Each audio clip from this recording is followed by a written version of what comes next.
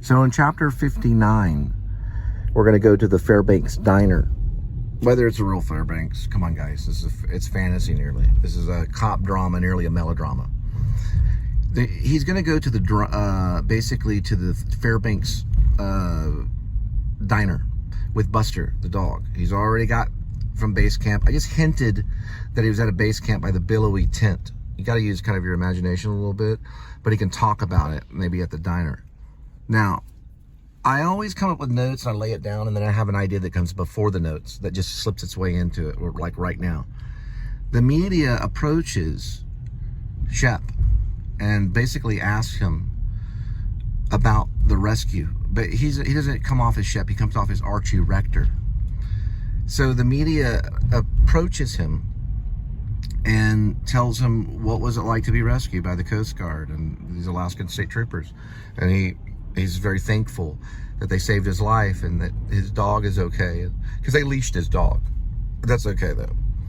They had to stake the dog down because they may have used their own dogs.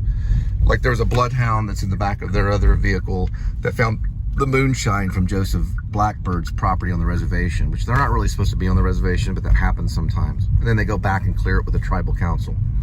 So the media explores it. Now, that's how Doc Shelby, the dwarf, finds out that it's not Archie Rector, because there's another news report about a missing police officer from Fort Worth that's corrupt, that escaped his trial, and not only that, escaped his investigation. The investigation's only a dream.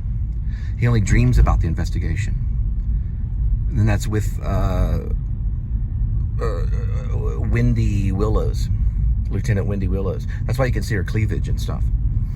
So it's only a dream. It's like a nightmare that he has, that he's being investigated, but he actually was supposed to be investigated, but he skipped town and went to Alaska to start over. And the Lone Star Hacker and Matt Dill both help him restart everything by basically fixing the interceptor cruiser, and I guess even repainting it and disguising it, giving him the knowledge about where to go in Alaska to pick up basically a wheeled cabin. There you go. And so that story is very brief, but it's a story that Doc Shelby finds. He finds that story. And when he finds the story, he sees the face of Shep Dwight East.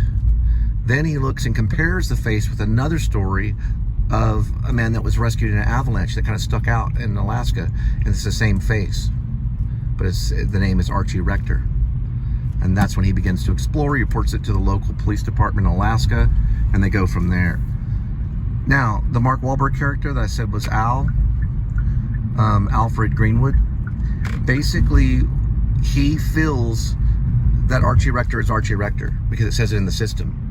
That's what it says in the system, because whenever he goes and talks to him, he gets his IDs and he gets his identification and runs it through the system.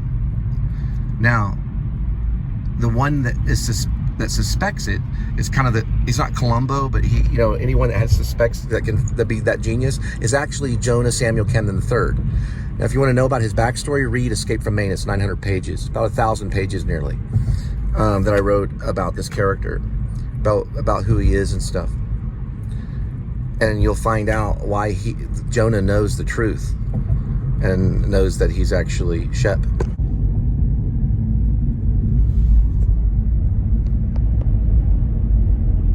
There's a Skylink.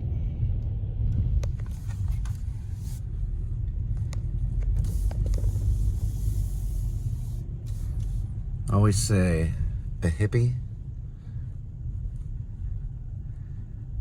Everything is symbolic to a hippie. That sign right there is symbolic to a hippie. I just like saying that. Sorry. No offense to the hippies.